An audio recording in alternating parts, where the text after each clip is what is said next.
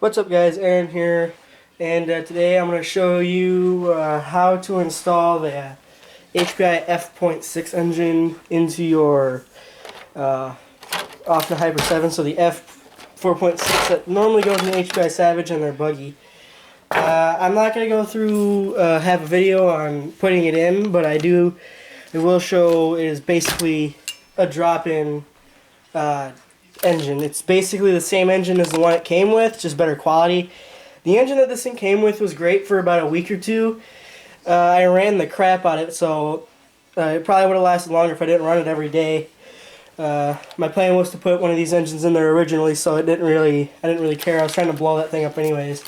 Not a bad engine that comes with if you're looking for just driving around, but if you're looking for more of a hardcore, more high-speed bash, this engine's going to perform way better. It's got more power, I think, than the 4.6 this car originally comes with. Alright, to install this engine, basically it's just these 4 screws to remove the mount. The mount is a 2-piece, it's not like a single mount. It's got like a rail system. The one there's 2 of these. Yeah, I'll take this exhaust off so you can see what I'm showing you. I don't have that on yet. There's this mount here. Zoom it in here. Little mount here. And there's rails, like little pieces that go in. You can kind of see, maybe in the front, it's kind of a rail. All you do is you put the screws in on the motor. I'm going to zoom this in because this is really hard.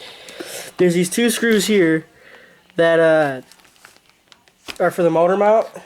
And there's 2 of those screws on each side.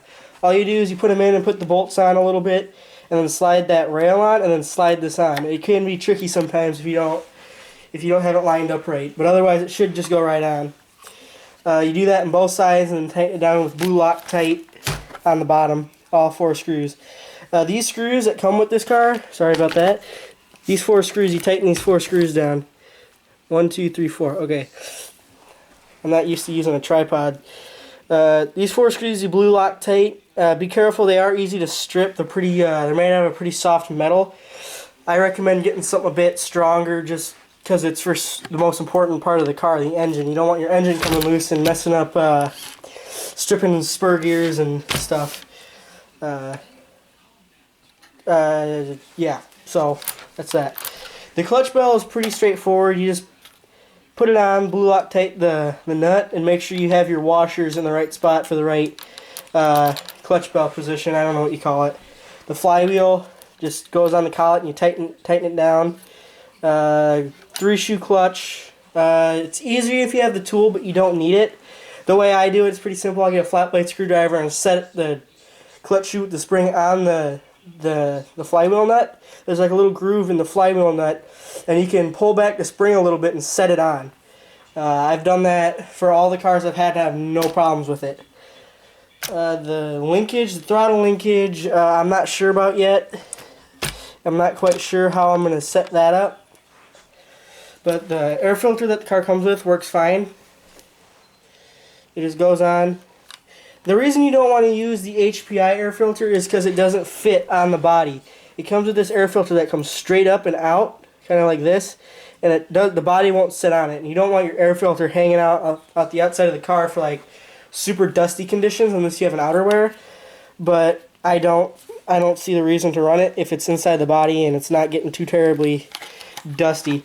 I don't like to run my cars in super dusty, sandy environments without an outerwear, so I'm fine without one. Haven't broken this guy in yet. I'm excited to get it running. It's about 14 degrees out today, so I definitely have a wait to get this thing broken the right way. So yeah, this is a really good engine to upgrade to. I bought it for 184 bucks at Hobbytown. If I can find the price tag on this box. It's on the bottom here. I got stuff in this box. At Hobbytown I spent 184 bucks with all the tax and stuff, and a Hobbytown card I get. It's great to have one of those Hobbytown cards if you have a Hobbytown in your area. But it's definitely a good engine. It's gonna make around the same power as the stock engine, but it's just a better engine in general. HPI engines, I've never had a problem with this engine. This engine is strong. It runs great. It normally starts the first or second pull if you have a good glow igniter. Yeah, and they sound great. They're loud. I love that loud sound. Anyways, that's this bit of a tutorial. Not really a tutorial, just kind of got over how to put the engine on the mount and stuff. You also want to make sure you mesh your spur gear and your pinion gear right, your clutch bell.